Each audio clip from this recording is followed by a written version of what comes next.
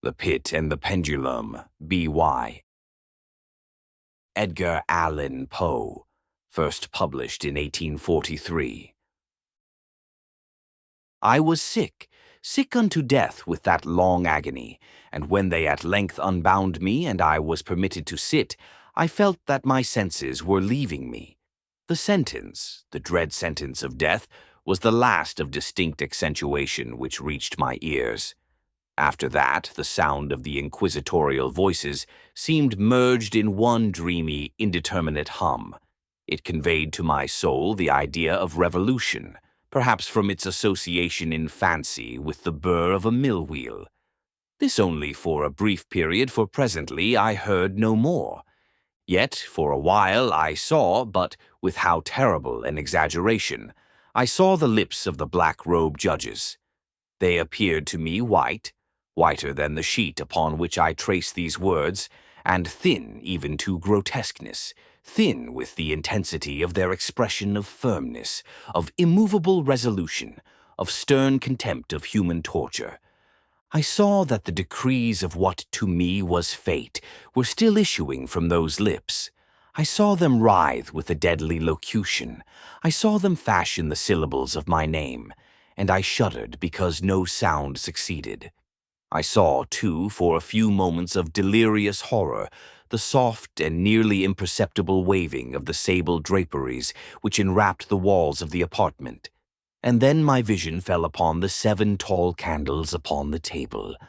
At first they wore the aspect of charity, and seemed white, slender angels who would save me. But then, all at once, there came a most deadly nausea over my spirit, and I felt every fiber in my frame thrill as if I had touched the wire of a galvanic battery, while the angel forms became meaningless specters with heads of flame, and I saw that from them there would be no help. And then there stole into my fancy, like a rich musical note, the thought of what sweet rest there must be in the grave. The thought came gently and stealthily, and it seemed long before it attained full appreciation. But just as my spirit came at length properly to feel and entertain it, the figures of the judges vanished, as if magically, from before me. The tall candles sank into nothingness. Their flames went out utterly. The blackness of darkness supervened. All sensations appeared swallowed up in a mad rushing descent, as of the soul into Hades. Then silence and stillness and night were the universe. I had swooned, but still will not say that all of consciousness was lost. What of it there remained I will not attempt to define or even to describe, yet all was not lost. In the deepest slumber, no. In delirium, no. In a swoon, no. In death, no. Even in the grave all is not lost. Else there is no immortality for man. Arousing from the most profound of slumbers, we break the gossamer web of some dream. Yet in a second afterward, so frail may that web have been, we remember not that we have dreamed. In the return to life from the swoon there are 2 stages. First, that of the sense of mental or spiritual. Secondly, that of the sense of physical existence. It seems probable that if, upon reaching the second stage, we could recall the impressions of the first, we should find these impressions eloquent in memories of the gulf beyond. And that gulf is what? How at least shall we distinguish its shadows from those of the tomb? But if the impressions of what I have termed the first stage are not, at will, recalled, yet, after long interval, do they not come unbidden, while we marvel whence they come? He who has never swooned is not he who finds strange palaces and wildly familiar faces in coals that glow, is not he who beholds floating in mid-air the sad visions that the many may not view, is not he who ponders over the perfume of some novel flower, is not he whose brain grows bewildered with the meaning of some musical cadence which has never before arrested his attention.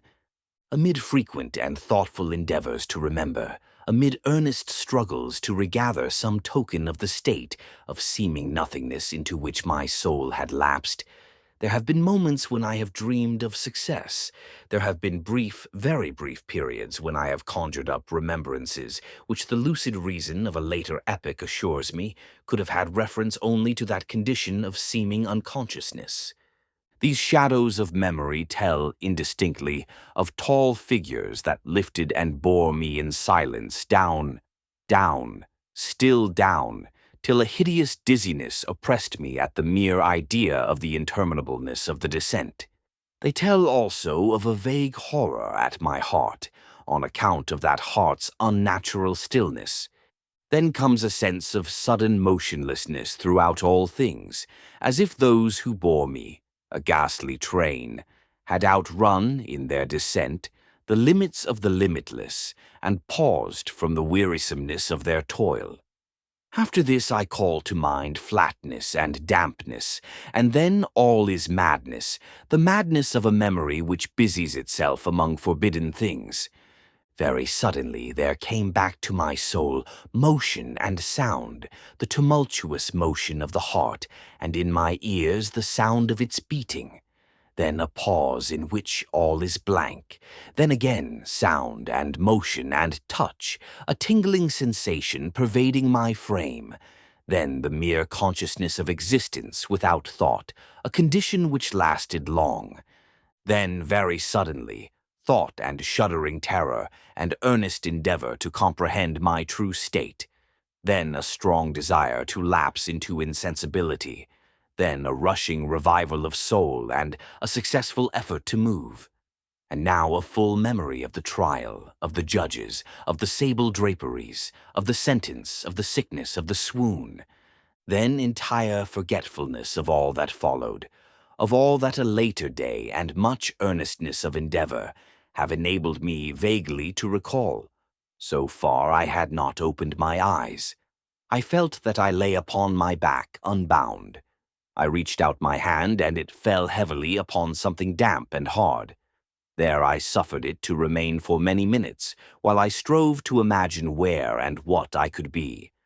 I longed, yet dared not, to employ my vision. I dreaded the first glance at objects around me. It was not that I feared to look upon things horrible, but that I grew aghast lest there should be nothing to see. At length, with a wild desperation at heart, I quickly unclosed my eyes. My worst thoughts, then, were confirmed. The blackness of eternal night encompassed me.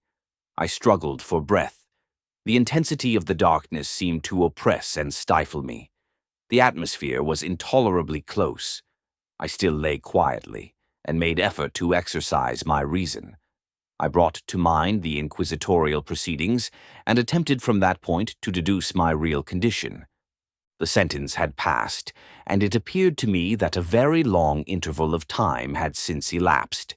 Yet not for a moment did I suppose myself actually dead. Such a supposition, notwithstanding what we read in fiction, is altogether inconsistent with real existence. But where and in what state was I? The condemned to death, I knew, perished usually at the auto da fe, and one of these had been held on the very night of the day of my trial. Had I been remanded to my dungeon to await the next sacrifice, which would not take place for many months? This, I at once saw, could not be. Victims had been in immediate demand. Moreover, my dungeon, as well as all the condemned cells at Toledo, had stone floors, and light was not altogether excluded. A fearful idea now suddenly drove the blood in torrents upon my heart, and for a brief period I once more relapsed into insensibility. Upon recovering, I at once started to my feet, trembling convulsively in every fiber. I thrust my arms wildly above and around me in all directions. I felt nothing, yet dreaded to move a step, lest I should be impeded by the walls of a tomb. Perspiration burst from every pore and stood in cold big beads upon my forehead. The agony of suspense grew at length intolerable, and I cautiously moved forward with my arms extended and my eyes straining from their sockets in the hope of catching some faint ray of light. I proceeded for many paces, but still all was blackness and vacancy. I breathed more freely. It seemed evident that mine was not, at least, the most hideous of fates. And now, as I still continued to step cautiously onward, there came thronging upon my recollection 1,000 vague rumors of the horrors of Toledo. Of the dungeons there had been strange things narrated, fables I had always deemed them, but yet strange and too ghastly to repeat, save in a whisper. Was I left to perish of starvation in this subterranean world of darkness, or what fate, perhaps even more fearful, awaited me? That the result would be death, and a death of more than customary bitterness, I knew too well the character of my judges to doubt. The mode and the hour were all that occupied or distracted me. My outstretched hands at length encountered some solid obstruction. It was a wall, seemingly of stone masonry, very smooth, slimy, and cold. I followed it up, stepping with all the careful distrust with which certain antique narratives had inspired me. This process, however, afforded me no means of ascertaining the dimensions of my dungeon, as I might make its circuit and return to the point whence I set out without being aware of the fact, so perfectly uniform seemed the wall. I therefore sought the knife which had been in my pocket when led into the inquisitorial chamber, but it was gone. My clothes had been exchanged for a wrapper of coarse serge. I had thought of forcing the blade in some minute crevice of the masonry so as to identify my point of departure. The difficulty, nevertheless, was but trivial, although in the disorder of my fancy it seemed at first insuperable. I tore a part of the hem from the robe and placed the fragment at full length and at right angles to the wall. In groping my way around the prison, I could not fail to encounter this rag upon completing the circuit. So, at least, I thought, but I had not counted upon the extent of the dungeon or upon my own weakness. The ground was moist and slippery. I staggered onward for some time when I stumbled and fell. My excessive fatigue induced me to remain prostrate, and sleep soon overtook me as I lay. Upon awaking and stretching forth an arm, I found beside me a loaf and a pitcher with water. I was too much exhausted to reflect upon this circumstance, but ate and drank with avidity. Shortly afterward I resumed my tour around the prison, and with much toil came at last upon the fragment of the serge. Up to the period when I fell, I had counted 52 paces, and upon resuming my walk, I had counted 48 more, when I arrived at the rag. There were in all, then, 100 paces, and admitting 2 paces to the yard, I presumed the dungeon to be 50 yards in circuit. I had met, however, with many angles in the wall, and thus I could form no guess at the shape of the vault, for vault I could not help supposing it to be. I had little object, certainly no hope, in these researches, but a vague curiosity prompted me to continue them. Quitting the wall, I resolved to cross the area of the enclosure. At first, I proceeded with extreme caution, for the floor, although seemingly of solid material, was treacherous with slime.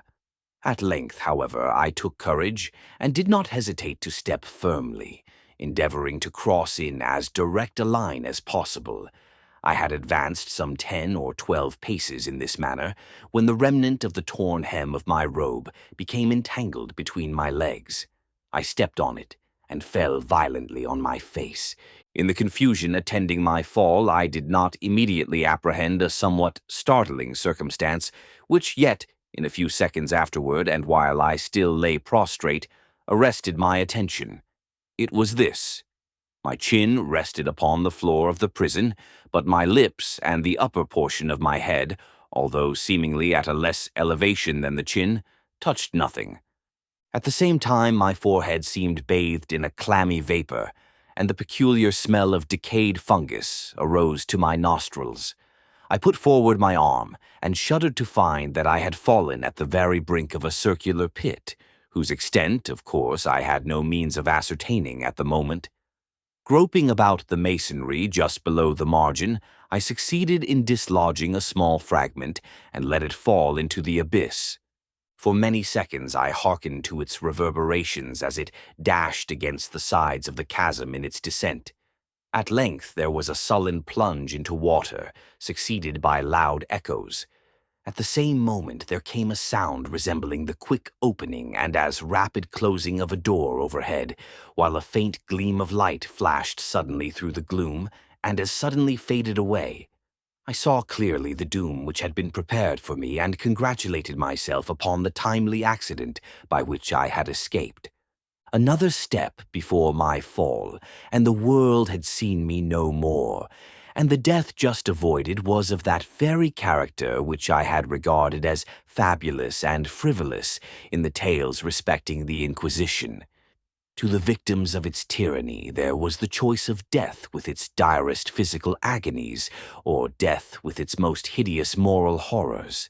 I had been reserved for the latter.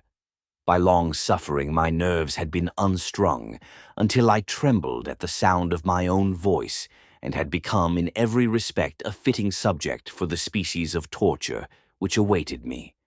Shaking in every limb, I groped my way back to the wall, resolving there to perish rather than risk the terrors of the wells, of which my imagination now pictured many in various positions about the dungeon. In other conditions of mind, I might have had courage to end my misery at once by a plunge into one of these abysses.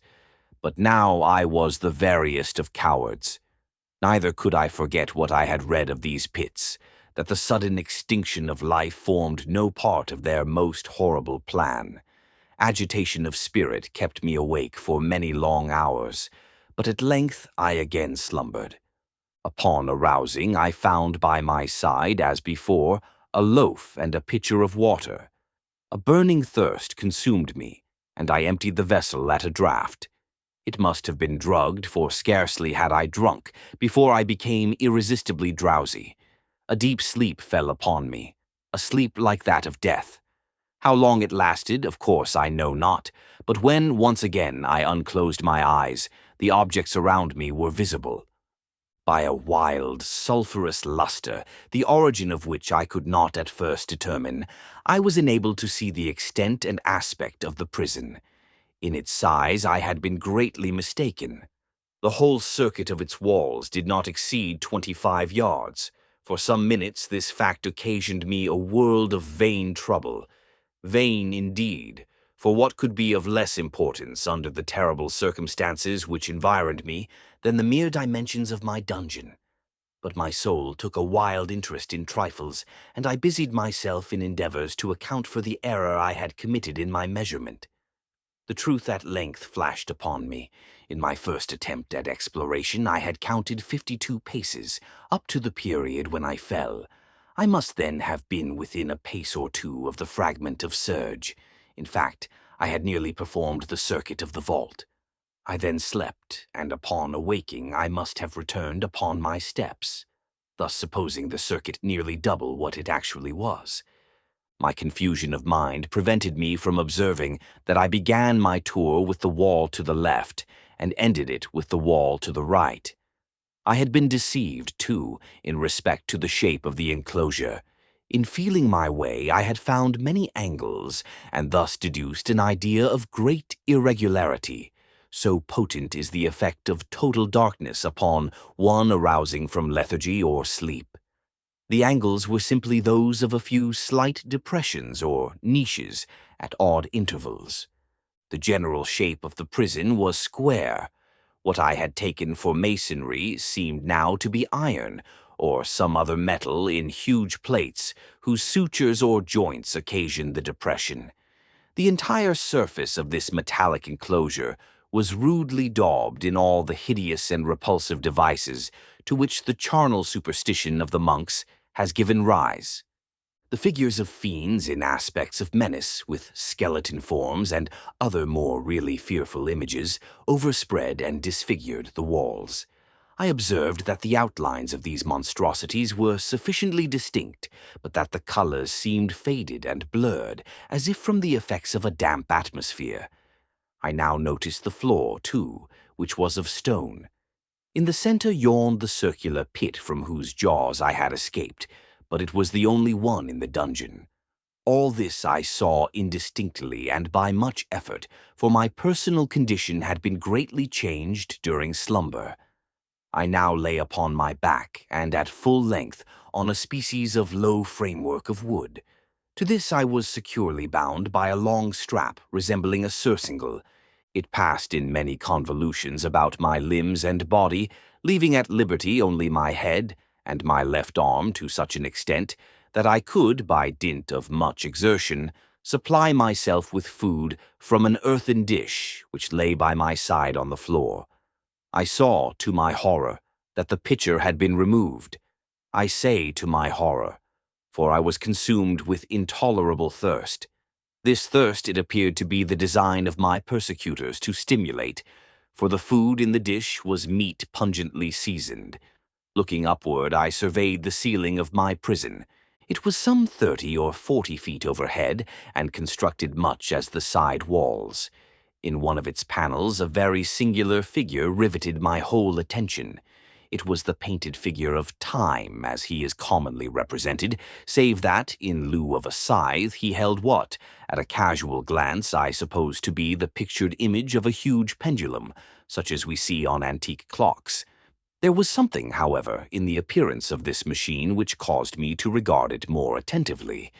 While I gazed directly upward at it, for its position was immediately over my own, I fancied that I saw it in motion. In an instant afterward, the fancy was confirmed. Its sweep was brief and, of course, slow. I watched it for some minutes, somewhat in fear, but more in wonder. Wearied at length with observing its dull movement, I turned my eyes upon the other objects in the cell. A slight noise attracted my notice, and looking to the floor, I saw several enormous rats traversing it. They had issued from the well which lay just within view to my right. Even then, while I gazed, they came up in troops, hurriedly, with ravenous eyes, allured by the scent of the meat. From this it required much effort and attention to scare them away. It might have been half an hour, perhaps even an hour, for I could take but imperfect note of time, before I again cast my eyes upward. What I then saw confounded and amazed me. The sweep of the pendulum had increased in extent by nearly a yard. As a natural consequence, its velocity was also much greater. But what mainly disturbed me was the idea that it had perceptibly descended. I now observed, with what horror it is needless to say, that its nether extremity was formed of a crescent of glittering steel, about a foot in length from horn to horn. The horns upward, and the under edge evidently as keen as that of a razor. Like a razor also, it seemed massy and heavy, tapering from the edge into a solid and broad structure above. It was appended to a weighty rod of brass, and the whole hissed as it swung through the air. I could no longer doubt the doom prepared for me by monkish ingenuity in torture. My cognizance of the pit had become known to the inquisitorial agents. The pit, whose horrors had been destined for so bold a recusant as myself. The pit, typical of hell and regarded by rumor as the ultima thule of all their punishments. The plunge into this pit I had avoided by the merest of accidents, and I knew that surprise or entrapment into torment formed an important portion of all the grotesquerie of these dungeon deaths.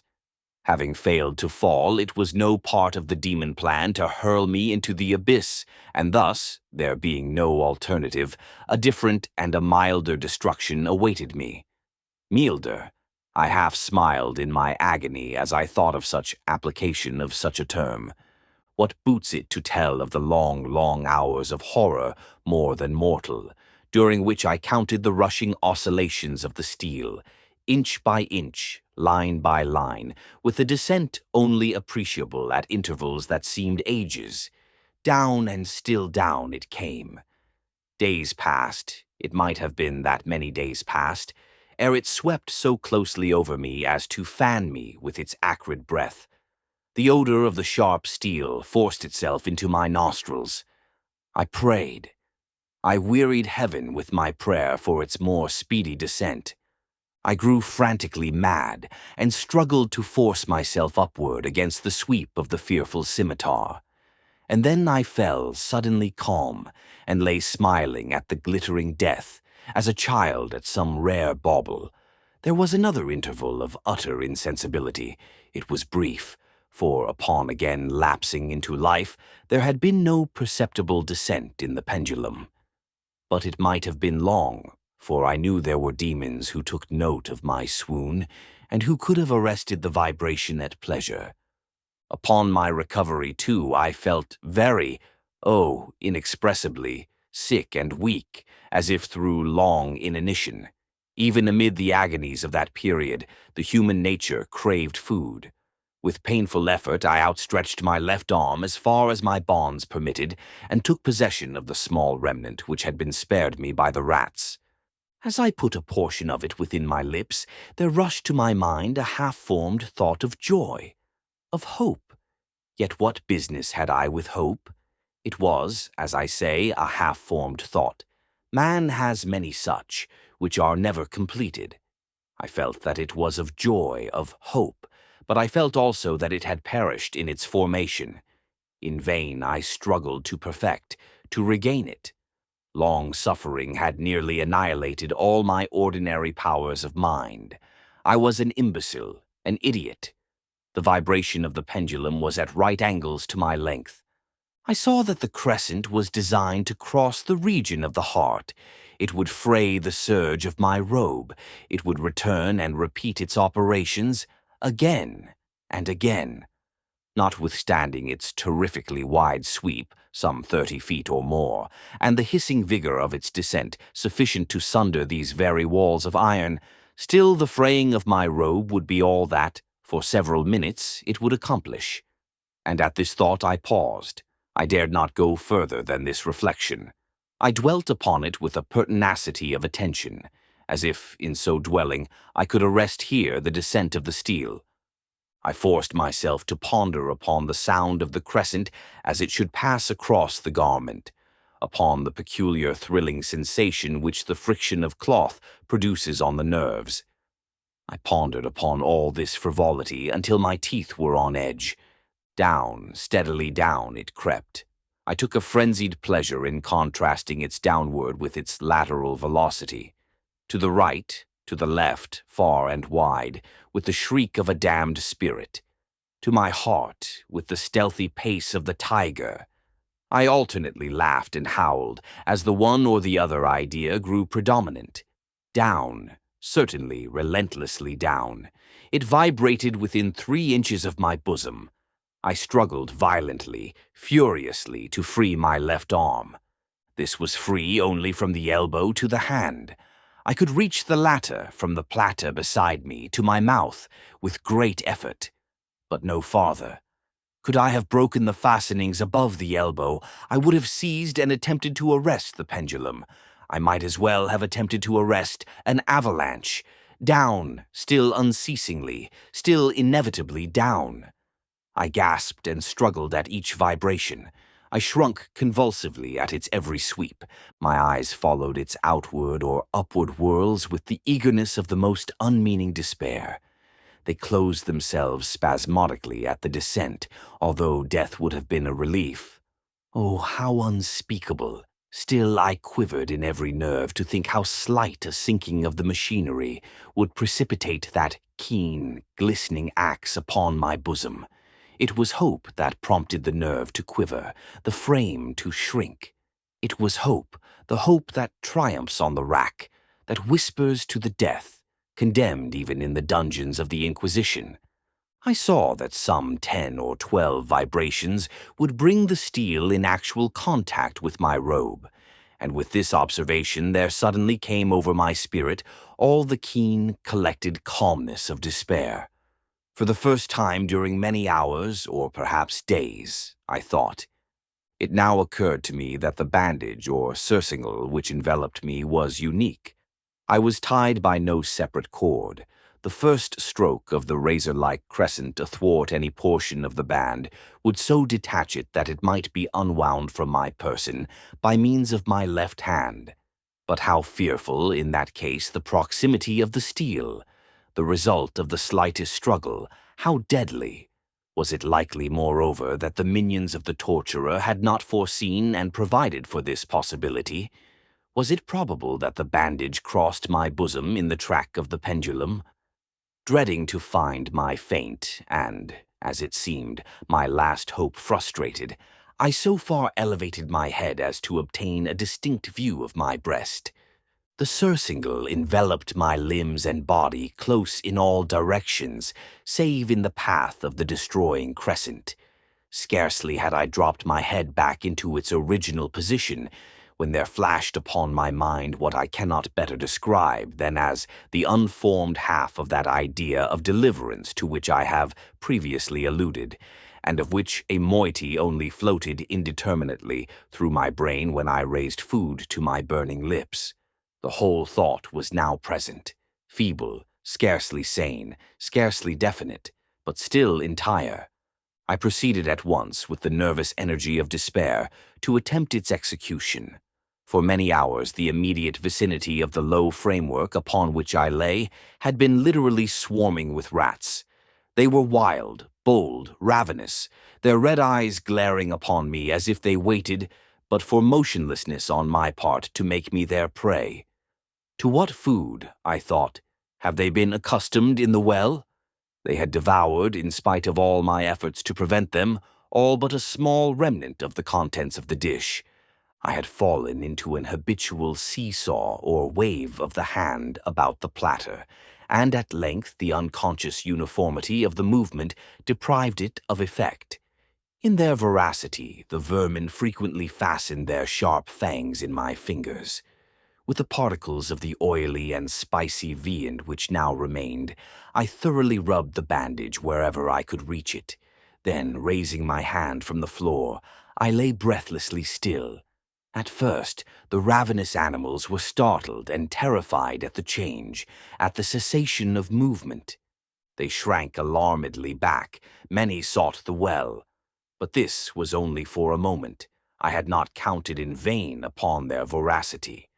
Observing that I remained without motion, one or two of the boldest leaped upon the framework and smelt at the surcingle. This seemed the signal for a general rush. Forth from the well they hurried in fresh troops. They clung to the wood. They overran it and leaped in hundreds upon my person.